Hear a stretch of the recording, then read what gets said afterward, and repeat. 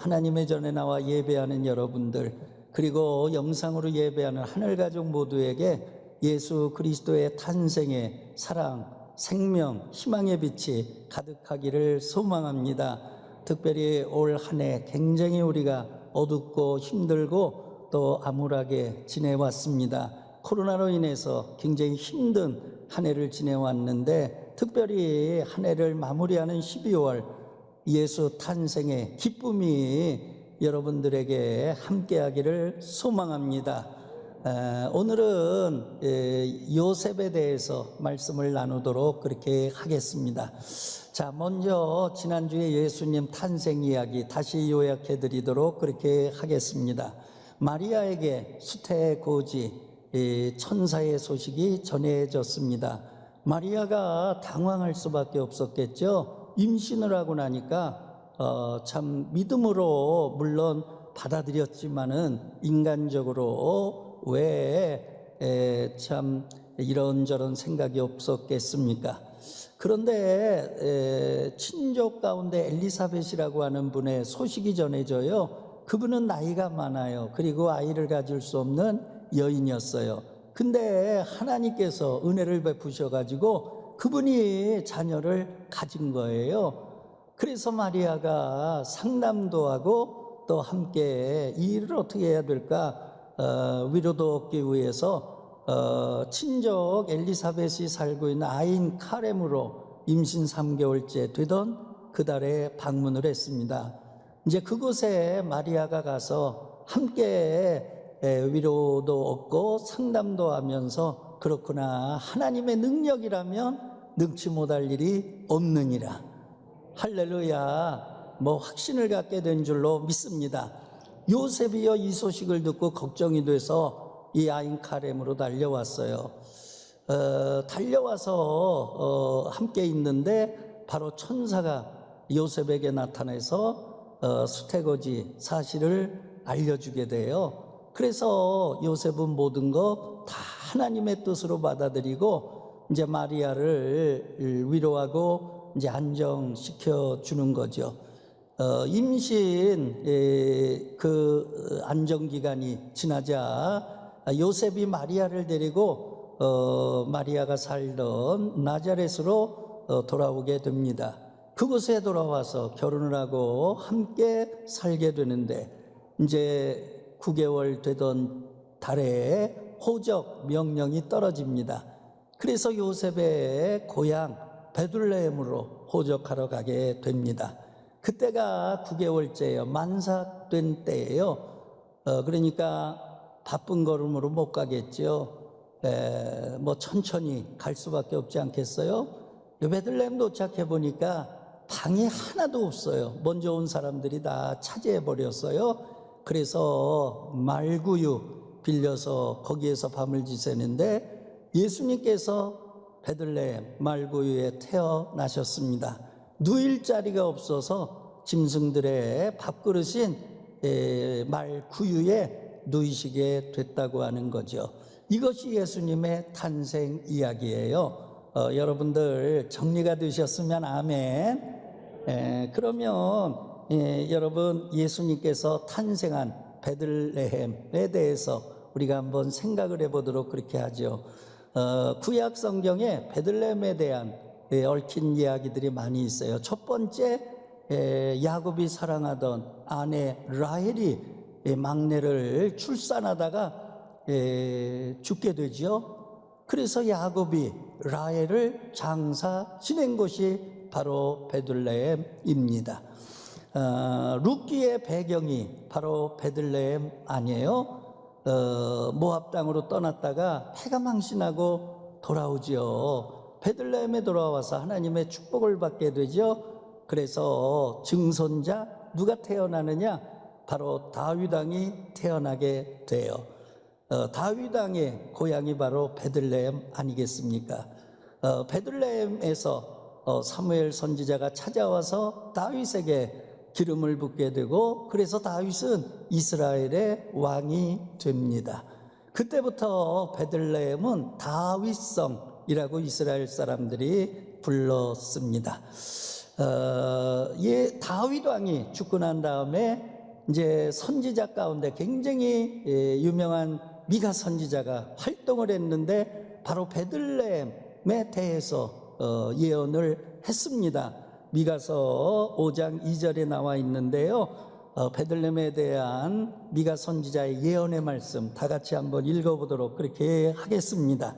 베들레헴 에브라다야, 너는 유다 족속 중에 작을지라도 이스라엘을 다스릴 자가 내게로 나올 것이라. 그의 근본은 상고에 영원에 있느니라. 아멘. 예언의 핵심이 뭐예요? 베들레헴에서 메시아가 태어난다는 거예요. 베들레헴에서 인류의 왕이 태어난다는 거예요. 구원주가 태어난다는 거예요. 여러분 생각을 해보세요. 요셉은 베들레헴에서 태어나서 베들레헴에서 성장했거든요. 그러면 미가 선지자의 이 예언, 베들레헴은 아주 작은 고을이에요. 변방이거든요. 이름도 없는, 보잘것없는 동네예요. 근데 그 동네 사람들은 어떤 희망을 갖고 살았겠어요? 이 베들레헴이 유다 족속 가운데 적을지라도 이 베들레헴에서 메시아가 나올 거야. 이 베들레헴은 앞으로 성지가 될 거야. 하나님의 땅이 될 거야. 할렐루야. 여러분 그 얘기를 본인만 알고 있었겠어요? 아마 할머니 할아버지들이 손자 손녀들에게 그 이야기를 전해줬을 거예요. 또 부모님들이 자녀에게 그 얘기를 전해줬을 거예요. 입으로 이 구술로 이렇게 전해져 오지 않았겠습니까? 자, 그러면 요셉은요 어려서부터 그 얘기를 듣고 또 듣고 자랐을 거예요. 요셉의 마음에 어떤 마음이 있었겠어요? 이 베들레헴에서 메시아가 나올 거야. 이 베들레헴은 죽은 땅이 아니라 하나님의 약속을 이루는 성지가 될 거야. 할렐루야. 여러분 그런 기대와 희망을 가지고 요셉이 성장한 줄로 믿습니다. 여러분 봐보세요. 메시아는 어떤 자에게 와요? 여러분 메시아가 올 거라고 하는 기대를 가지고 사는 자에게 예수님께서 그 요셉과 마리아를 통해서 이 땅에 오신 줄로 믿습니다. 여러분 우리가 주님의 재림을 기다립니까? 주님의 재림에 대한 확신이 있습니까? 여러분 마라나타 신앙을 가지고 깨어서 주님의 재림을 기다리는 그런 자에게 다시 오실 주님은 그들에게 올 줄로 믿습니다. 여러분 우리가 마라나타 신앙으로 주님의 재림을 기다리는, 그래서 주님의 재림의 날에 우리가 주인공이 될 수 있게 되기를 소망합니다. 자, 오늘 요셉에 대해서 말씀을 나누겠는데요. 성경이 요셉을 뭐라고 우리에게 소개하고 있습니까? 자, 오늘 19절 말씀이에요. 다 같이 한 목소리로 합독하도록 합니다. 그의 남편 요셉은 의로운 사람이라 그를 드러내지 아니하고 가만히 끊고자 하여 그랬어요. 자, 요셉은 어떤 사람이라? 의로운 사람이라 성경이 그렇게 말하고 있습니다. 그러면 여러분 의로운 사람이라고 하는 게 어떤 사람일까? 옳고 그름을 따지고 옳고 그름만을 판단해 가지고 그래서 다른 사람들 정죄하고 판단하는 그런 사람을 가리켜서 의로운 사람이라고 그럴까? 그러지 않아요. 여러분 오늘 본문에서 요셉을 의로운 사람이라고 했던 거는 바로 옳고 그름을 따지고 추구하는 그런 사람이 아니라 나보다도 상대방을 배려할 줄 아는 마음을 가진 사람을 바로 의로운 사람이라고 성경은 말한 줄로 믿습니다. 여러분 생각을 해보세요. 마리아의 임신 소식을 전해들은 요셉, 지금 동침한 적이 없다고요. 함께 산 적이 없다고요. 그런데 약혼자가 애를 가졌다, 임신을 했다. 여러분 아마 그 소식 들었을 때 충격이었을 거예요. 아마 놀랬을 겁니다. 여러분 요셉이 그 소식을 들었을 때 받게 되는 수치감, 배신감, 그리고 굴욕감, 여러분 이런 것들이 몰려오지 않았겠어요? 이해가 되겠어요? 납득이 되겠어요? 그럼에도 불구하고 여러분, 만약에 요셉이 그거를 발설하면 마리아는 죽게 되는 거거든요. 그러니까 오늘 본문에 그를 드러내지 아니하고 그랬어요. 그러니까 생각하고 또 생각한 거예요. 내가 이 일을 어떻게 해야 마리아에게 손해가 나지 않을까? 마리아가 생명의 위협을 받지 아니하려면 어떻게 해야 될까? 그러니까 자신보다는 상대방을 먼저 생각하는, 그런 배려할 줄 아는 그런 요셉을 가리켜서 성경은 의로운 사람이라 그렇게 표현하고 있습니다. 여러분, 우리가 교회에서 옳고 그름 따질 수 있죠. 그런데 그것보다 더 중요한 건 이것이 과연 하나님께 영광이 되는가? 할렐루야. 여러분, 이것이 정말 남을 배려하는 마음인가? 여러분, 그런 마음을 갖게 되기를 주의 이름으로 축원합니다. 성경에 봐보세요. 나보다 상대방을 낮게 여긴 사람 하나님께서 축복해 주시잖아요. 아브라함과 조카로 누가 먼저 선택을 해요? 숙부인 아브라함이 선택권이 우선이죠. 그런데 조카 롯에게 양보하잖아요. 너가 먼저 좌하면 나는 우하리라, 네가 우하면 나는 좌하리라, 먼저 선택을 해라. 그래서 좋은 땅을 조카 롯이 선택을 했죠. 아브라함은 그보다 못한 땅을 선택을 했어요. 그럼에도 불구하고 하나님께서요, 여러분, 조카 롯을 배려하는 아브라함을 배려해 주셔서, 그래서 아브라함이 복의 근원의 삶을 살게 된 줄로 믿습니다.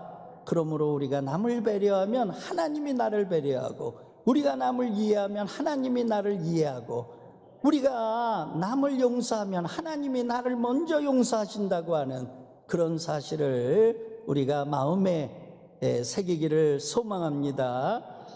또 우리가 남을 배려할 줄 아는 그런 부모와 자녀 관계, 노아와 그의 아들 함셈 야벳의 이야기죠.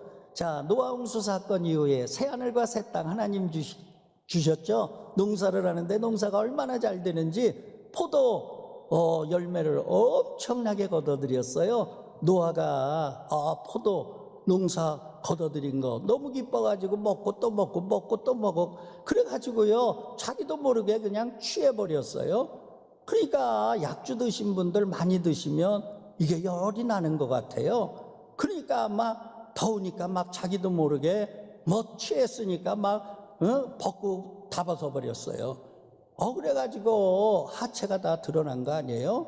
근데 아들이 3명 있었는데 큰아들 함이요, 여러분, 아버지 세상에 술 취해가지고 저게 뭔 망신이냐고, 아니 아버지가 저렇게 말이지 할 수가 있냐고 그러면서 막 아버지 비난하고 막 아버지 욕하고 그랬거든요.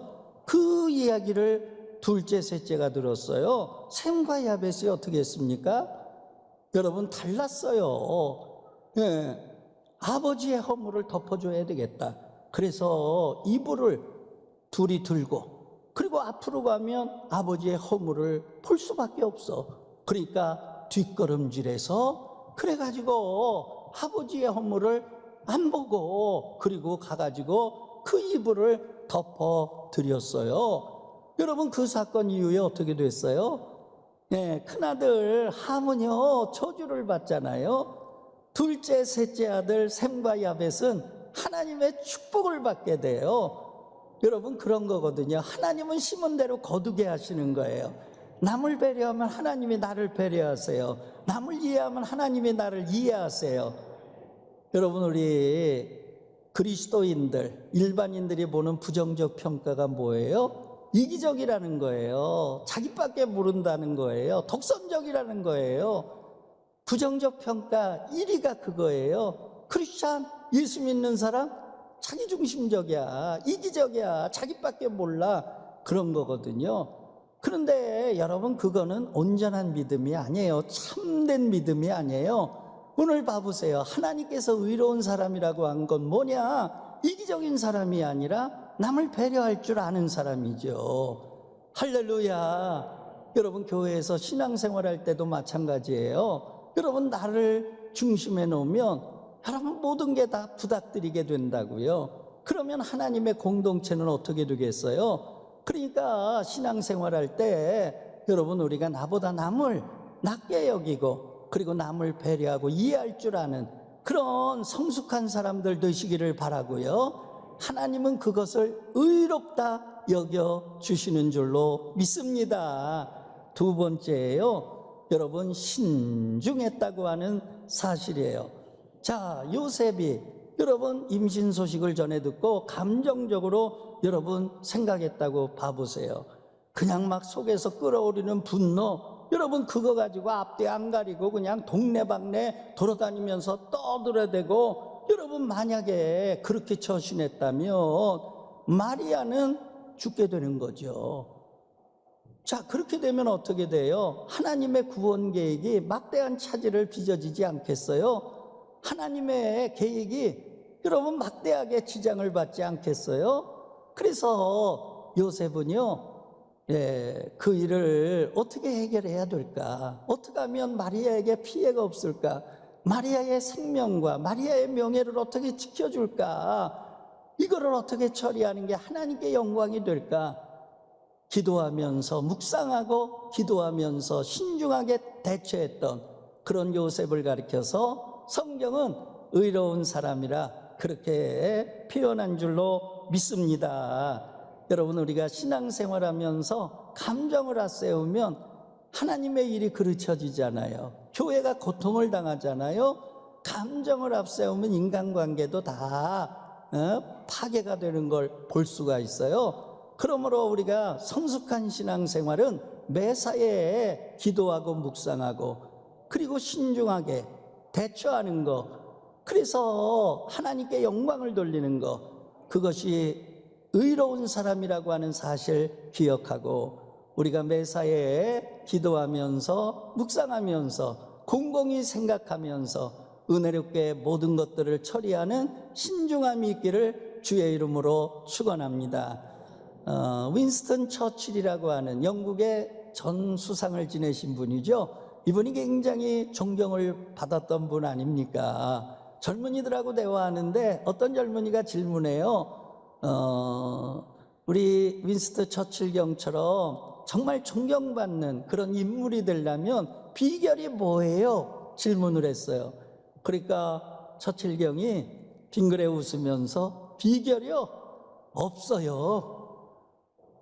그러면서 매사에 지혜롭게 신중하게 일을 처리하면 다른 사람들이 인정하게 되고 그것이 쌓여서 존경을 받게 된다. 그러니까 존경받는 사람이 되려면 신중해야 된다. 그렇게 젊은이에게 조언을 했다고 하는 일화가 있습니다. 여러분, 우리가 매사에 신중하게 대처할 수 있게 되기를 바랍니다. 마지막으로 요셉을 의로운 사람이라고 표현한 것은 왜 그런가? 자, 요셉은 율법을 굉장히 지켰던 사람이에요. 율법을 준수했던 사람이에요. 율법을 잘 알았던 사람이에요. 자, 율법을 잘 아는 요셉이 마리아의 임신 소식을 전해 들었을 때 율법대로 한다면 두 가지밖에 없어요. 신명기 22장에 보면 동침하지 아니했는데 정혼한 여자가 만약에 임신을 했다 그러면은 여러분 그걸 발설하면 율법대로 하면 돌로 쳐 죽여야 돼요. 그러니까 요셉이 율법대로 해도 첫 번째 방법은 발설을 해가지고 마리아가 죽게 되는 거. 두 번째 신명기서 24장을 보면 이혼 증서를 써줘서 마리아를 쫓아내는 거. 이 두 가지가 바로 율법이에요. 근데 이 두 가지 방법 다 마리아의 여러분 미래는요 보장이 되지 않아요. 여러분 쫓겨났을 때 마리아의 미래가 어떻게 되겠습니까? 사람들이 가만두겠습니까? 그러니까 이 요셉이 율법을 아는 사람이지만은 율법에 얽매이지 아니하고 율법에 속박당하지 아니하고 사랑의 법을 택한 줄로 믿습니다. 그러므로 율법 위에 사랑의 법이 있다고 하는 사실을 우리가 기억하고, 이 요셉이 율법보다 위에 있는 사랑의 법을 택했을 때 하나님은 그를 가리켜서 의로운 사람이라 그렇게 표현을 했다고 하는 사실 기억하시기를 바랍니다. 그러므로 여러분, 옳고 그름 따지는 게 의가 아니라 그 율법, 옳고 그름을 따지는 법 위에 사랑이 하나님께서 원하는 의라고 하는 사실을 우리가 다시 한번 마음에 새기는 시간이 되기를 바랍니다. 여러분, 베드로 사도가 그래서 뭐라고 얘기했어요? 베드로전서 4장 7절에 말씀하고 있잖아요. 함께 읽어보도록 해요. 무엇보다도 뜨겁게 서로 사랑할지니 사랑은 허다한 죄를 덮느니라. 아멘. 사랑은 허다한 죄를 덮는 줄로 믿습니다. 하나님이 우리를 사랑하세요.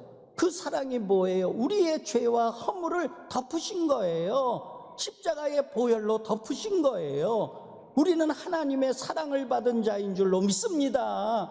내가 그 사랑 받았는데, 내가 그 사랑으로 용서받았는데 다른 사람들 용서 못할 게 뭐가 있겠습니까?